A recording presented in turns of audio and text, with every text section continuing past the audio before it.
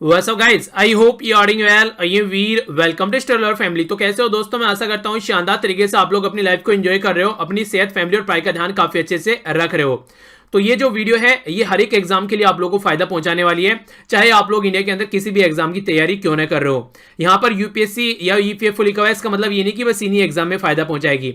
आप लोगों को ये स्टेट के जितने भी एग्जाम होते हैं उनके अंदर फायदा पहुंचाएगी, और किसी भी एग्जाम की आप लोग तैयारी कर रहे हैं ये एक अच्छा लेवल आप लोग का तैयार कर देगी, ताकि आप लोग उस एग्जाम में जाकर कंफर्टेबल फील करो। बस आप लोग एक छोटा सा काम करना है, जैसे ही स्क्रीन पर आप लोग क्वेश्चन दिखेगा, मेरे आंसर बताने से पहले एक बार खुद से उसको अटेम्प्ट कर देखिए। इससे ये होगा, अगर आप लोग उसको यहीं पर ही एक बार गलत कर लेंगे तो फिर एग्जाम में आप लोग उसको गलत नहीं करेंगे। सही होता है तो अच्छी बात है, गलत हो जाता है तो और भी अच्छी बात है। इसका मतलब ये होगा कि अब एग्जाम में आप लोग उसको याद रखोगे, क्योंकि गलती जो है नॉर्मली इंसान याद रख लेता है। तो इससे काफी अच्छा फायदा आप लोगों को देखने को मिलेगा।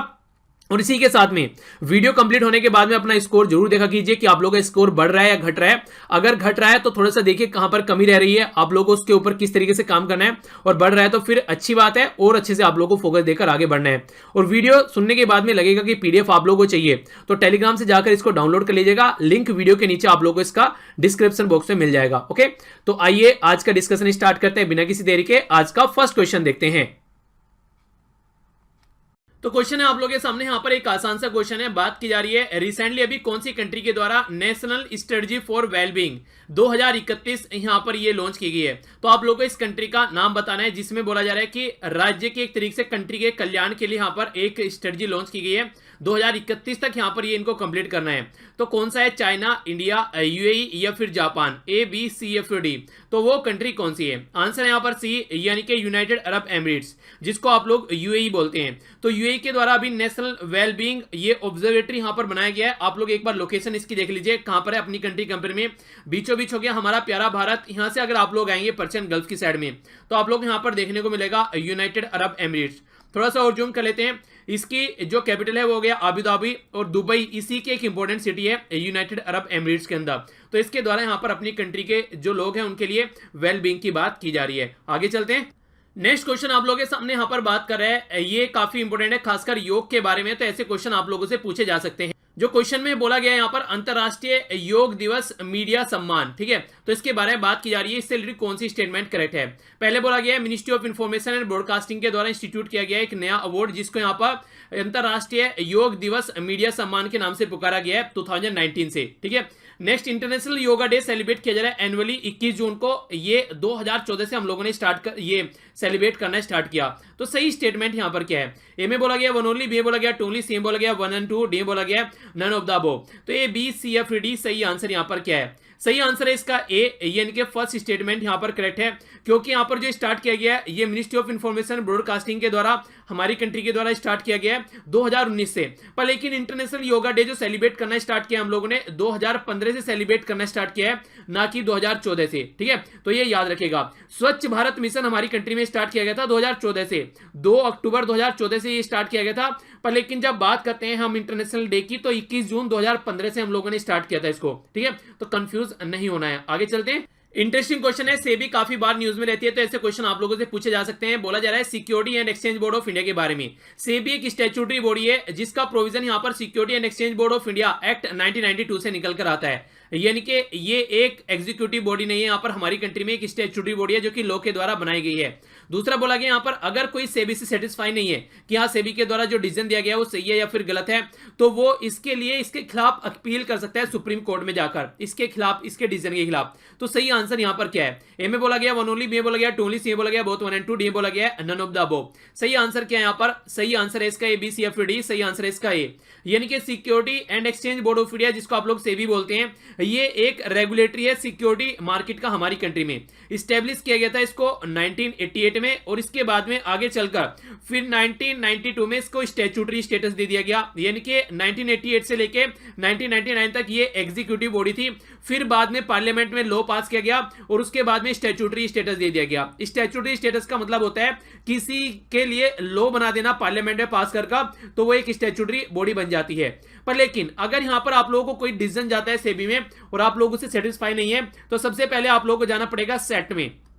याद रखिएगा, सेट बोलते हैं सिक्योरिटीज एपलेट ट्रिब्यूनल। ये एक तरीका ट्रिब्यूनल होता है जो किसी पर्टिकुलर पर्पज के लिए बनाया जाता है। जैसे आप लोग बोल सकते हैं जिस तरीके से green tribunal, national green tribunal, NGT जिसे आप लोग बोलते हैं, तो ये इन्वायरमेंट के पॉइंट ऑफ व्यू से। इसी तरीके से सेट है यहाँ पर सिक्योरिटी एपलेट ट्रिब्यूनल, ठीक है। तो इसके अलावा अगर आप लोग सेट से सेटिस्फाई नहीं है, फिर आप लोग सुप्रीम कोर्ट में जा सकते हैं, ठीक है। यानी कि पहले से भी, फिर सेट और फिर सुप्रीम कोर्ट, एक तरीके से हाई कोर्ट यहां पर बाईपास हो जाता है। ओके, तो ये स्टेटमेंट आप लोग कंफ्यूजन में डाल सकती है। तो आंसर यहां पर इसका ए हो गया। आगे बढ़ते हैं। ये रिसेंटली काफी न्यूज में था और ऐसे क्वेश्चन आप लोगों से बड़ी फ्रीक्वेंटली पूछे जा सकते हैं। ये भी सेबी के बारे में है, तो इसके बारे में कौन सी स्टेटमेंट करेक्ट है ये बताना है। सबसे पहले बात की जा रही है security and exchange board of India की पावर और फंक्शन के बारे में कौन सी स्टेटमेंट करेक्ट है। बात की जा रही है registering and regulating the working of venture capital and collective investment scheme including mutual fund, यानी कि इन सबको यहां पर ये रेगुलेट करती है security and exchange board of India. दूसरी बात की जा रही है प्रमोट करती है इन्वेस्टर की एजुकेशन और ट्रेनिंग और इंटरमीडिएटरी ऑफ जो सिक्योरिटी एक्सचेंज मार्केट है उसके लिए, यानी कि ताकि एक तरीके से ऐसे आप लोग बोल सकते हैं, मान लीजिए बैंक में आप लोग जाते हैं, बैंक में वहां पर जाकर आप लोग अपना खाता खुलवाना चाहते हैं, पर लेकिन पढ़ा लिखा इंसान न होने की वजह से आप लोग को मान लीजिए कोई इंटरमीडिएटरी वहां पर हेल्प करने लगे, तो आप लोग अपना काम कंप्लीट कर पाएंगे। तो इसी तरीके से इंटरमीडिएटरीज में आते हैं, एजुकेशन और उनकी ट्रेनिंग की जाती है। प्रमोट करती है insider trading in the securities, तो कौन सी स्टेटमेंट करेक्ट है। ए में बोला गया 1 एंड 3, बी में बोला गया 2 एंड 3, सी में बोला गया 1 एंड 2, डी में बोला गया 1, 2 एंड 3। सही आंसर यहां पर क्या है, सही आंसर यहां पर ए बी सी या फिर डी, सही आंसर यहां पर सी। क्योंकि देखिए यहां पर फर्स्ट और सेकंड स्टेटमेंट तो सही है, पर थर्ड स्टेटमेंट इनसाइडर ट्रेडिंग का मतलब यह है, मान लीजिए मैं यहां पर कोई एक टेस्ट लेता हूं आप लोगों का, ठीक है, पर लेकिन कोई 4-5 गिने चुने बच्चे हैं मेरे फेवरेट बच्चे, और मैं क्या करूं, उनको पेपर दे दूं कि आप लोग जाओ पेपर देख लो पूरा और आराम से जाकर क्वेश्चन पेपर देख कर आना, और बाकी के जो बच्चे हैं उनको बोलो कि पेपर आप लोगों को बैठकर देना है आसानी से और शानदार तरीके से आप लोगों को इसको अटेम्प्ट करना है। तो इससे क्या होगा, मैंने इंटरनल चीजें रिवील कर दी, तो एक तरीके से लेवल प्लेइंग फील्ड नहीं रहा। ये 5 बच्चे तो टॉप करेंगे और बाकी के अपनी मेहनत से लाएंगे, जो भी मार्क्स यहां पर लाएंगे। तो ये होता है एक तरीके से इनसाइडर ट्रेनिंग, यानी कि अंदर की बात को रिवील कर देना। तो सेबी इसको मना करती है, ऐसा नहीं होना चाहिए। अगर ऐसा होता है तो यहां पर फिर दंड का प्रावधान है। इसी के चलते अभी रिसेंटली इसमें अमेंडमेंट भी किया गया है सेबी के एक्ट में, ताकि इनसाइडर ट्रेडिंग को रोका जा सके। तो आंसर इसका सी हो गया। नेक्स्ट क्वेश्चन यहां पर बात कर रहा है पोस्को के बारे में, जिसको आप लोग बोलते हैं protection of child from sexual offence. ऐसे क्वेश्चन आप लोगों से पूछे जाते हैं क्योंकि कई सारे ऐसे बच्चे हैं रिसेंटली अभी जो इस चीज का शिकार हो रहे हैं हमारी कंट्री में।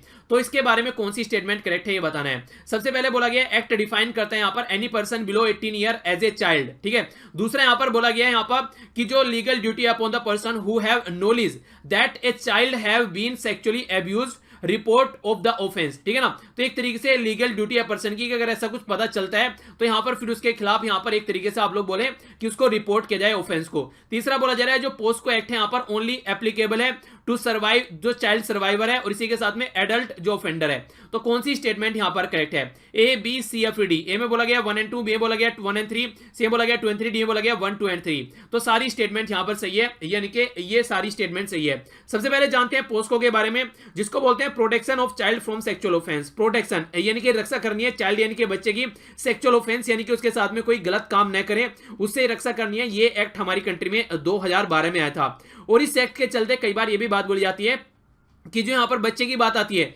16 साल तक का बच्चा माना जाता है, तो देखिए कई सारी बातें निकल कर आती है। एज चेंज वो 18 साल तक का बच्चा माना जाता है, कई बार एज चेंज करने की बात की जाती है। पर लेकिन यहां पर हमारी कंट्री में कई सारी ऐसी सिचुएशन देखने को मिलती है, खासकर जो बच्चे हैं वो प्रॉब्लम फेस करते हैं उन लोगों से जो कि यार दोस्त रिश्तेदार हैं आसपास वाले, तो उनकी वजह से काफी ज्यादा प्रॉब्लम फेस करते हैं। तो इसको रोकने के लिए यहां पर ये एक एक्ट है जो कि काफी बड़ा रोल प्ले करता है। और ये जो एक्ट है इससे पहले juvenile justice care and the protection act 2000 ये यहां पर एप्लीकेबल होता है। अगर कोई एक छोटा बच्चा यानी कि एक तरीके से अगर कोई बच्चे के साथ में कोई छोटा ही बच्चा कोई ऐसी हरकतें करता है तो उसको जुवेनाइल बोला जाता है, ठीक है। तो देखिए आप लोग थोड़ा सा कंफ्यूजन आप लोग हो सकता है, एडल्ट और जुवेनाइल में क्या डिफरेंस है। एक तरीके से जो चाइल्ड है और जुवेनाइल में क्या डिफरेंस है। 18 साल से नीचे के बच्चों को यहां पर चाइल्ड बोला गया है और जुवेनाइल भी 18 साल से नीचे का बच्चा होगा। पर लेकिन वो चाइल्ड जो कोई गलत हरकत कर आया है उसको जुवेनाइल बोला जाता है, ठीक है। चाइल्ड तो सारे होंगे पर लेकिन जिस चाइल्ड ने गलत हरकत कर दी और 18 साल से नीचे का है उसको जुवेनाइल हम लोग बोलेंगे, ठीक है। तो ये सारी बातें इसके अंदर, तो आंसर यहां पर इसका डी हो गया। आगे चलते हैं। इंपॉर्टेंट क्वेश्चन यहां पर बात कर रहा है नॉर्थ ईस्ट रीजन के बारे में। तो north east region community resource management, तो कम्युनिटी के बाद में जो भी रिसोर्सेज है उनके पास में, उनके मैनेजमेंट की बात यहां पर की जा रही है। तो कौन सी स्टेटमेंट यहां पर करेक्ट है ये आप लोग को बताना है। पहली स्टेटमेंट में बोला गया यहां पर एक तरीके से कि एक तरीका livelihood and rural development project है जिसका एम है ट्रांसफॉर्म करने के लिए live poor and the marginalise जो ट्राइबल कम्युनिटी है उनकी नॉर्थ ईस्ट वाले एरिया में, यानी कि नॉर्थ ईस्ट रीजन में जो भी ट्राइबल या पुअर कम्युनिटी पाई जाती है उनकी लाइफ को ट्रांसफॉर्म करने का काम ये करता है। नेक्स्ट जो बात की जा रही है दूसरे में, जो यहां पर NERCORMP, ये ज्वाइंट डेवलपमेंट एक इनिशिएटिव है हमारी कंट्री में मिनिस्ट्री ऑफ डोनर यानी कि नॉर्थ ईस्ट की जो मिनिस्ट्री है और वर्ल्ड बैंक का। तीसरी स्टेटमेंट बोला गया इन्वॉल्व करता है प्रोवाइड कराने के लिए अवेयरनेस कम्युनिटी के बीच में डिफरेंट सोशल सेक्टर स्कीम ताकि उसका फायदा उठा सके गवर्नमेंट से रिलेटेड जो भी स्कीम इनके लिए है। कौन सी स्टेटमेंट करेक्ट है? ए में बोला गया 1 and 2, बी में बोला गया 1 and 3, सी में बोला गया 2 and 3, डी में बोला गया 1, 2 and 3। तो सही आंसर यहां पर क्या है? A B C F D सही आंसर है इसका यहां पर बी, यानी कि 1 and 3 यहां पर सही आंसर है। तो ये सेकंड स्टेटमेंट गलत क्यों हो गई? क्योंकि जो ये ज्वाइंट इनिशिएटिव है यहां पर हमारी कंट्री में, ये एक तो यहां पर आप लोगों को नॉर्थ ईस्टर्न काउंसिल देखने को मिलेगी, इसी के साथ में मिनिस्ट्री ऑफ डोनर की बात की जा रही है, और नेक्स्ट यहां पर जो है गवर्नमेंट ऑफ इंडिया के साथ मिलकर international fund for agriculture development. तो ये यहां पर बेसिकली काम कर रहा है ताकि जो कम्युनिटी है, मान लीजिए जो यहां पर कोई फिशरी का काम करती है या फिर कोई शहद निकालने का काम करती है, तो कुछ ऐसी एक्टिविटी उनको एक ऐसे लेवल पर लाया जा सके ताकि उनको थोड़ा सा इससे फायदा भी हो, यानी कि उनका कुछ बजट भी बन सके। तो उन सब चीजों को ध्यान में रखते हुए यहां पर ये काम किया जाता है, ये कम्युनिटी डेवलपमेंट की बात आप लोग बोल सकते हैं। ठीक है, तो इसके बारे में आप लोग आइडिया रखिएगा। खासकर ये फाइनेंशियल सर्विस इनको मिल जाती है, एक तरीके से थोड़ा सा इनका भी डेवलपमेंट हो जाता है, तो उस तरीके से उसको सपोर्ट किया जाता है। आगे चलते हैं।